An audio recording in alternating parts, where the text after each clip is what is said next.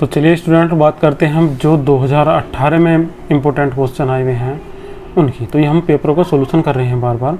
तो बात करेंगे क्वेश्चन नंबर 1 की जो 2018 में आया हुआ है।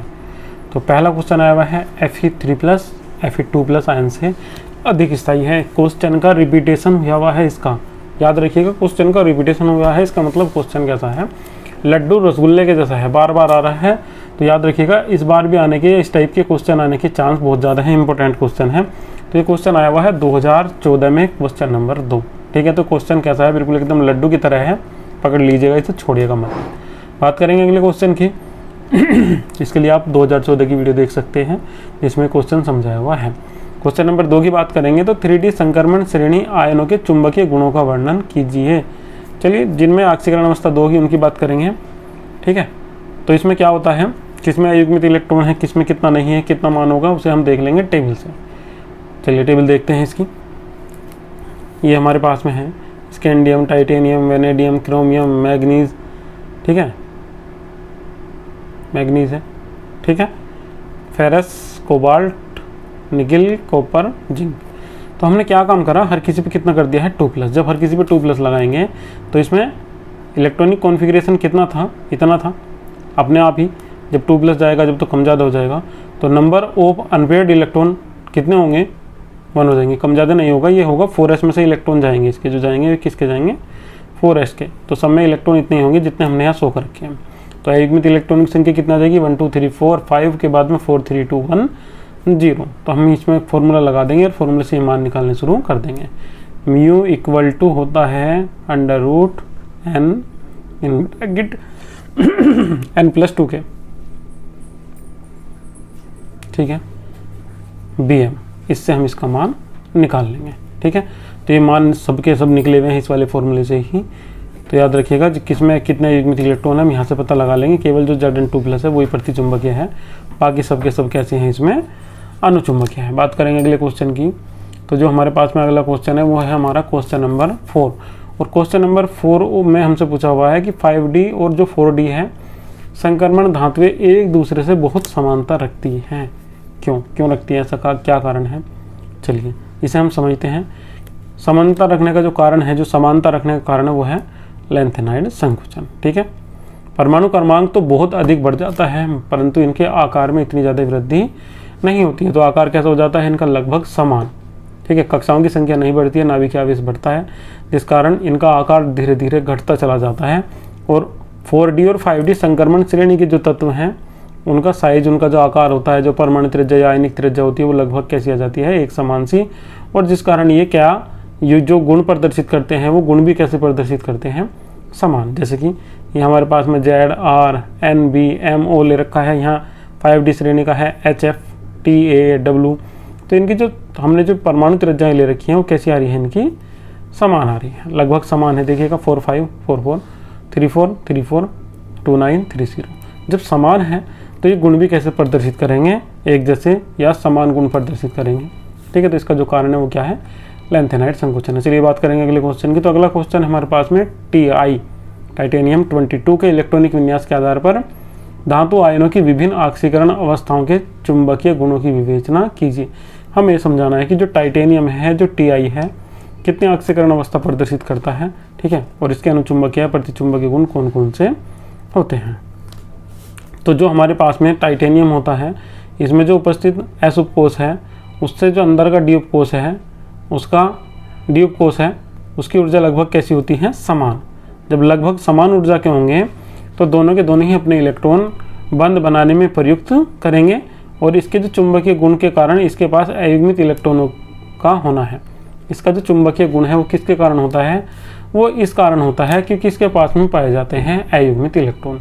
अगर बात आपको समझ में नहीं आई है तो मैं आपको दोबारा से फिर समझा देता हूँ। जब हम बात करेंगे Ti2+ की या Ti3+ की या टाइटेनियम परमाणु क्रमांक 22 की, तो इसका जो अंतिम S उपकोष है और उससे जो अंदर की कक्षा का जो D उपकोष है, उनकी दोनों की ऊर्जाएं कैसी होती हैं, लगभग समान।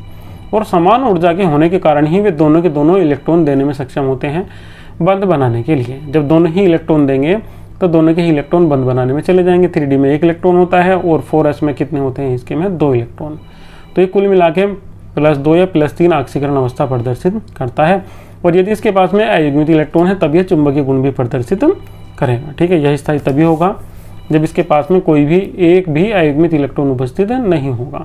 इस अवस्था में कैसा होगा, रंगहीन।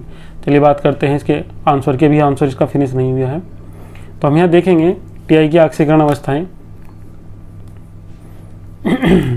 तो टीआई की ऑक्सीकरण अवस्थाएं 3 होती हैं। अभी हम पढ़ रहे थे, मैं बता रहा था आपसे कि टीआई के अंतिम एस उपकोष में 2 होते हैं, डी में 1 होता है, नहीं डी में भी 2 होते हैं इसके। ठीक है, डी में भी कितने इलेक्ट्रॉन होते हैं इसके, 2। तो ये कितनी अवस्थाएं प्रदर्शित कर सकता है, 3। टी 2+, 3+, 4+। तो जिसमें केवल 0 इलेक्ट्रॉन है वो कैसा होगा, प्रतिचुंबकीय होगा और अधिक स्थायी होगा। बाकी ये जो दोनों की दोनों अवस्थाएं हैं, 3D1 वाली भी और 3D2 वाली भी, ये कैसी होती हैं, अस्थायी। और दोनों के दोनों कैसे होंगे, ये निचले वाले अनुचुंबकीय होंगे। केवल जो लास्ट जो शुरू का है बस वही होगा क्या, प्रतिचुंबकीय। बाद वाले दोनों कैसे हैं, अनुचुंबकीय। और जो शुरू वाला है केवल वही क्या होगा, प्रतिचुंबकीय होगा। ठीक है, केवल वही क्या होगा, प्रतिचुंबकीय। बात करेंगे अगले क्वेश्चन की। इसके कुछ और जवाब हमने इसमें समझाया है, केवल यही समझाया है कि इसके पास में एक अयुग्मित इलेक्ट्रॉन है, इसके पास में नहीं है, इसके पास में 2 है, जिस कारण ये क्या है, अनुचुंबकीय है। ये दोनों के दोनों क्या है, प्रतिचुंबकीय। तो आंसर आप यहाँ से देख सकते हैं, स्क्रीनशॉट लेकर भी समझ सकते हैं। चलिए बात करेंगे अगले क्वेश्चन की। तो अगला क्वेश्चन है क्वेश्चन नंबर 5। निम्नलिखित जटिल यौगिकों को घटती हुई विद्युत चालकता के क्रम में व्यवस्थित कीजिए। हमें इनकी विद्युत चालकता को घटते हुए क्रम में व्यवस्थित करना है। इसके लिए आपको याद रखना पड़ेगा आयन, जिसमें जितने ज़्यादा आयन होंगे उसकी विद्युत चालकता उतनी ही अधिक होगी। याद रखिएगा, आयन के समानुपाती होती है क्या, विद्युत चालकता। आयन जितने अधिक होंगे विद्युत चालकता उतनी ही अधिक होगी। कितना आयन है इसके पास में, 1 और 1 2। इसके पास में कितने हैं, 3 और 1 4। इसके पास में कितना है, कुछ भी नहीं है बाहर, 0, केवल 1 ही बचेगा। और इसके पास में कितने हैं, 2। तो इनमें सबसे अधिक आयन किसके पास में है, जिसके पास में है Cl3, फिर इसके बाद में Cl2, फिर इसके बाद में Cl, इसके बाद में जिसके पास में 1 भी नहीं है ये। ठीक है, तो हम इनका क्रम भी कुछ इसी प्रकार से लिख देंगे। देखिएगा, सबसे पहले 3 वाला लिखा है, फिर कौन सा लिखा है, 2 वाला, फिर है 1 वाला, और इसके बाद में 1 भी नहीं है। ठीक है, इस टाइप से हम इन्हें लिख देंगे। ठीक है, क्वेश्चन आपको समझ में आ गया होगा। अगले क्वेश्चन की बात करेंगे, क्वेश्चन नंबर 6 की। तो पोटेशियम फेरिसाइनाइड एक जटिल यौगिक है जबकि फिटकरी नहीं। इंपॉर्टेंट क्वेश्चन है, इसे भी ऐसे मानिएगा कि ये भी बिल्कुल लड्डू की तरह लुढ़कता हुआ आ रहा है। कई साल लुढ़क लिया है, इस साल भी आएगा या इस टाइप का क्वेश्चन आएगा। इंपॉर्टेंट क्वेश्चन है, ये पहला आया हुआ है 2015 में, क्वेश्चन नंबर 5। बात करेंगे अगले क्वेश्चन की। तो अगला क्वेश्चन है हमारे पास में क्वेश्चन नंबर 7। देखिएगा, ये भी बिल्कुल लड्डू की तरह लुढ़कता हुआ बार बार आ रहा है। LiOH का वोल्टेज अधिक क्षारीय है जबकि LiOH का वोल्टेज कम क्षारीय है, क्यों? तो क्षारीय गुण प्रदर्शित करता है उसके आयन की लंबाई पे। तो ये अधिक क्षारीय क्यों? क्योंकि इसके आयन का आकार बड़ा होता है, इसके आयन का आकार कैसा होता है, छोटा। ये हम पहले पढ़ चुके हैं क्वेश्चन 2016 में, क्वेश्चन नंबर 8। बात करेंगे क्वेश्चन नंबर 8 की। मानक इलेक्ट्रोड विभव की परिभाषा सहित समझाइए। चलिए, यह आया वा नहीं एक बार समझ लेते हैं। मानक इलेक्ट्रोड विभव क्या होता है, जब हम किसी धातु का विलयन लेंगे और उसी विलयन में उसी धातु की छड़ डुबो देंगे, तो धातु और विलयन के बीच में इलेक्ट्रॉनों का आदान प्रदान होता है, जिस कारण छड़ पर एक प्रकार का विभव आ जाता है। यदि इस अवस्था में ताप कितना हो, 25 डिग्री सेल्सियस हो, और विलयन की सांद्रता कितनी हो, 1 m हो, तब इलेक्ट्रोड के ऊपर उपस्थित आवेश की मात्रा को ही हम क्या बोल देते हैं, इलेक्ट्रोड विभव। ये समझ में आपको आ गया होगा, नहीं तो एक बार वीडियो दोबारा देखिएगा, डेफिनेशन इसमें लिखी हुई है। बात करेंगे क्वेश्चन नंबर 9 की।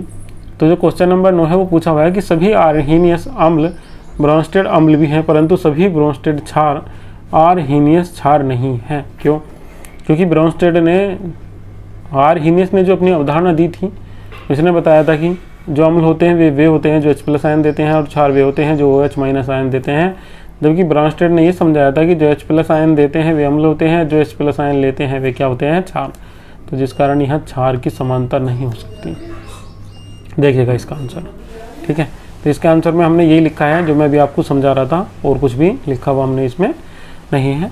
आर्हीनियस के अनुसार अम्ल वे पदार्थ है जो जलीय विलयन में H+ आयन देते थे। ब्रोंस्टेड के अनुसार अम्ल वे पदार्थ हैं जो विलयन में प्रोटॉन दें। ठीक है, H+ आयन प्रोटॉन ही है, अतः आर्हीनियस तथा ब्रोंस्टेड के अनुसार अम्ल एक ही है। आर्हीनियस के अनुसार बेस वे हैं जो जलीय विलयन में OH- आयन दे, जबकि ठीक है, आर्हीनियस के अनुसार बेस वे, अब समझेंगे, ब्रोंस्टेड के अनुसार बेस वे हैं जो विलयन में प्रोटॉन लें। अतः आर्हीनियस बेस ब्रोंस्टेड बेस हो सकता है और नहीं भी, ठीक है। जरूरी नहीं है कि होगा ही होगा, नहीं भी हो सकता है। आर्हेनियस के अनुसार बेस सोडियम हाइड्रोक्साइड जल में OH- आयन देता है और ये क्या है, एक प्रकार का क्षार है, ठीक है। ये गलत लिखा हुआ है, ये क्या है, क्षार, इसे सही कर लीजिएगा। एक प्रकार का क्या है, क्षार है। NaOH की क्रिया देखेंगे तो यहाँ क्या बन जाएगा हमारे पास में, Na+ बन जाएगा और साथ में Cl- बन जाएगा। तो ये रिएक्शन भी यहाँ गलत लिखी हुई है, यहाँ NaOH की रिएक्शन है तो ये टूट के ब्रेक हो जाएगा काय में, Na+ में और OH- में, ठीक है। इस रिएक्शन को भी यहाँ से सही करेंगे। तो OH- आयन देने के कारण ये क्या है, एक प्रकार का क्षार है। अब बात करेंगे किसकी, अमोनिया की। तो अमोनिया क्या काम करता है, कि H+ आयन को ग्रहण कर लेता है, तो जिस कारण ये भी एक प्रकार का क्षार है, मगर ये क्या है, ब्रोंस्टेड के अनुसार क्षार है। अगर हम इसे समझाना चाहेंगे आर्हेनियस के अनुसार तो हम इसे नहीं समझा पाएंगे, ठीक है। बात करेंगे अगले क्वेश्चन की। तो जो अगला क्वेश्चन है वो है हमारा क्वेश्चन नंबर 10, और 10 क्वेश्चन में हमसे पूछा हुआ है कि द्रव अमोनिया में सोडियम धातु का विलयन, सोडियम धातु का विलयन विद्युत का चालक होता है। विलयन नीला तथा विद्युत का चालक होता है। तो नीला आयन होने का जो कारण है वो क्या है, वो है इसका सॉल्वेटेड आयन। सॉल्वेटेड आयन हम पहले भी पढ़ चुके हैं, मगर ये नहीं पढ़ चुके हैं कि नीला होता है और विद्युत का चालक क्या होता है, ठीक है। तो सॉल्वेटेड आयन के कारण ही विद्युत का ये चालक भी होता है और विलयन का रंग नीला भी होता है। द्रव अमोनिया में जब हम सोडियम धातु को डालते हैं तो जो सोडियम धातु है वो एक इलेक्ट्रॉन त्याग देती है, और ये इलेक्ट्रॉन है ये अमोनिया के द्वारा ग्रहण कर लिया जाता है, जिसे हम क्या बोल देते हैं, अमोनिएटेड इलेक्ट्रॉन या सॉल्वेटेड इलेक्ट्रॉन, ठीक है। यह एक क्या होता है, परबल अपचायक होता है, जो NH3 में Na को परबल अपचायक के रूप में कार्य कराता है। द्रव अमोनिया में सोडियम धातु के विलयन का रंग नीला तथा विद्युत का चालक होता है। इसका कारण क्या है, सॉल्वेटेड इलेक्ट्रॉन है। ये हमारा ये वाला सेट भी कंप्लीट हो गया है, ठीक है। वीडियो अच्छी लगी तो वीडियो को लाइक कीजिएगा, चैनल को सब्सक्राइब